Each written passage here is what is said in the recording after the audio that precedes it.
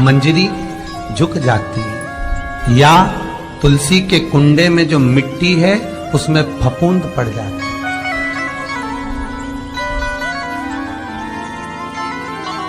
कितना सुंदर बात कही है महाराज। तुलसी के क्यारे में, पद्म पुराण, तुलसी के क्यारे में जो हम जल डालते हैं, वो जल हमने जब डाला और वो जल अगर नीचे गिर रहा है, उसका भी दोष वर्णन है महाराज, उसका भी दोष हमारे शास्त्रों में वर्णित किया गया। तुलसी के क्यारे में अगर जल डाल रहे हैं और वो जल जमीन पर बह रहा है, गिर रहा है, उसका भी दोष है। तुलसी के क्यारे में उतना ही जल दिया जाए जितनी मिट्टी सोख ले, 2-4 8 बूंद पानी गिरे चल जाएगा। तुलसी के क्यारे में छिद्र रहता है, बूंद बूंद पानी टपक जाए वो चल जाएगा। पर तुमने तुलसी के क्यारे में जो जल भरा, लोटा भर भर के डाल दिया, और ऊपर से जो जल कुंडा भरा कर उलीच में से, अर्थात भराने के बाद जो नीचे गिर रहा है, वो दोषपूर्ण है महाराज, उसकी दोष था।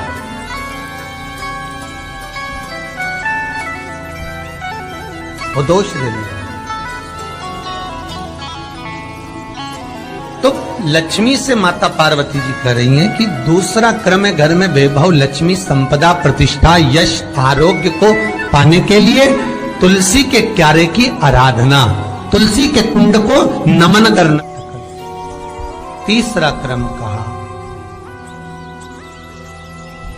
घर में चाहे नल लगा हो, चाहे आरओ का प्लांट लगा हो, पानी का, घर में छोटा छोटा आरओ प्लांट लगा हो, फिर भी घर के अंदर रसोई घर में एक छोटा सा मटका, मटका नहीं तो हंडा, हंडा नहीं तो बाल्टी, बाल्टी नहीं तो कलसा, पानी का भरा हुआ जो नारी रखती है, दूसरे दिन उस पानी को बाहर ढोल कर फिर वापस धोकर भर लेती है। मटका रोज धुलता है, हंडा रोज धुलता है, प्रतिदिन। जितना जल उस पात्र में रहता है, भरता है, ऐसे ही घर में संपदा भरती। 3 क्रम। चौथा, नारी के मस्तक पर जो चीर होता है, ये पूर्वज, इसी चीर से कथा प्रारंभ हुई थी और वहीं पर लक्ष्मी पार्वती के संवाद पर चल रही है महाराज। मस्तक पर जो चीर होता है, मस्तक पर जो वस्त्र होता है, वो वस्त्र पूर्वजों का, पितरों का, कुल देवी देवताओं का आशीर्वाद। ईश्वर महादेव, जो व्यक्ति पथभ्रष्ट होता है, जैसे मदिरा के नशे में पड़ गया, कहीं जुए में पड़ गया, कहीं मांसाहार में पड़ गया, कहीं व्यसन में पड़ गया, कहीं गलत काम में अगर कोई जा रहा है, तो श्रम्भेश्वर महादेव के नाम से काली तिल भगवान शिव को समर्पित करी जाती है महाराज। काली तिल को वापस उठाकर ले आते हैं।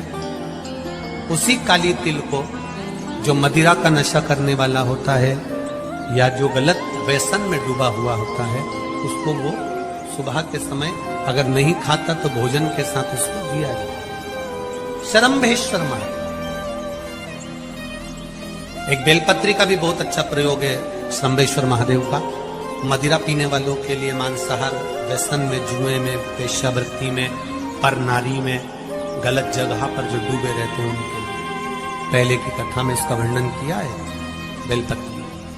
श्रम्भेश्वर महादेव, एक बार सब बोलेंगे, कौन से महादेव? श्रम्भेश्वर महादेव।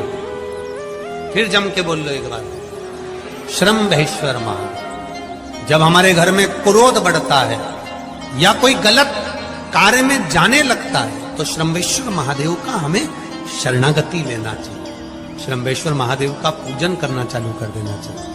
कई लोग कहते हैं महाराज जी श्रम्भेश्वर महादेव का मंदिर कहाँ मिलेगा, हम कहाँ पूजन करने जाए? कहीं नहीं जाना, तुम्हारे घर के पास में जो शंकर जी का मंदिर है वहीं जाओ, उसी देवालय में, उसी मंदिर में जाओ, श्रम्भेश्वर महादेव के नाम से जल चढ़ाना प्रारंभ करेंगे।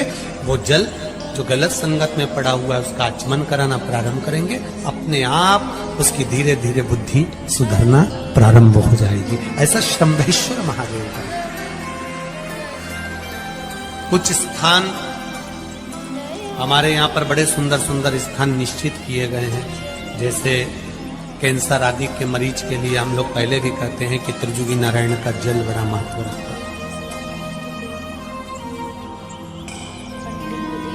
जिसका शरीर या जिसको एक पत्र आया है कि किसी को मिर्गी का झटका आना चालू हो गया था। पत्र ढूंढेंगे तो समय थोड़ा लग जाएगा। जिसने लिखा है उसके स्मरण में होगा। जिसने भी लिखा होगा कि बीमारी के चलते चलते फिर मिर्गी आना चालू हो गई।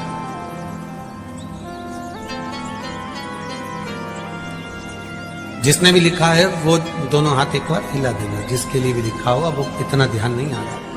तो उनको मिर्गी का झटका आना प्रारंभ हुआ।